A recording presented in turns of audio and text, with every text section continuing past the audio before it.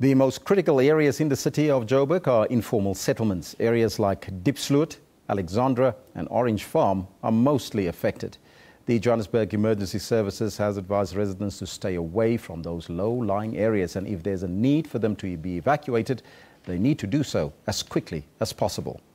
Metro Police and paramedics in Gauteng have their hands full as the rain persists. Officials have appealed to motorists to exercise extreme caution.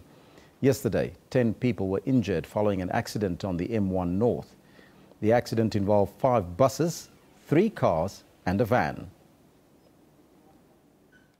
Now, for the latest on the Joburg roads, we are joined on the line by Metro Police's spokesperson, Wayne Minnaar. Mr. Minnaar, good morning to you. Good morning. Now, yesterday we experienced an accident where 10 people were injured. Any other accidents reported this morning? Yes, there's been an accident on the N3 close to the London Road off-ramp where a pedestrian has been bumped and killed. Then there was another serious accident on Rivonia Road a little earlier this morning between 2 cars and where the driver has been seriously injured and had to be taken to hospital. Over and above, there's also been another 30 accidents which has been less serious, however, damage to cars where vehicles have skidded out of control on the wet roads. Now, which areas are mostly affected by the rain? The Gauteng, by and large, is affected by rain, but we want to call on drivers, particularly on the freeways, to be particularly vigilant and to drive safely.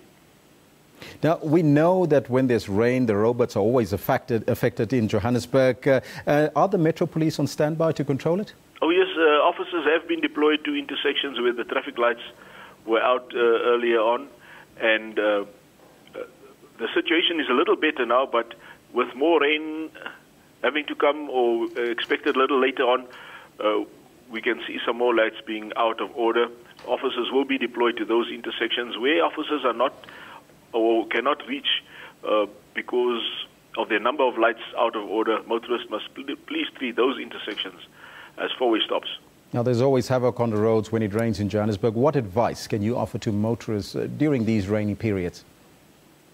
Yes, you know, one of the problems is that rain affects visibility due to the vapor on the inside of the windscreens and rain on the outside of the windscreen. So that alone affects visibility of the driver. And when it rains, also one cannot see too far ahead on the road. Rain also causes the road surface to become slippery, meaning that one cannot apply brakes as one would do on a dry surface harshly, and therefore the car would skid. So you'd need more time to reduce a vehicle's speed and or to stop a vehicle when the road surface is wet. And there's a smaller things that motorists can normally do, like switch on your lights, which is very helpful, isn't it? Oh, absolutely. It is absolutely necessary to have car headlights switched on whilst driving in the rain and to keep a safe following distance. And that is the spokesperson for Metro Police, Wayne Minnaar.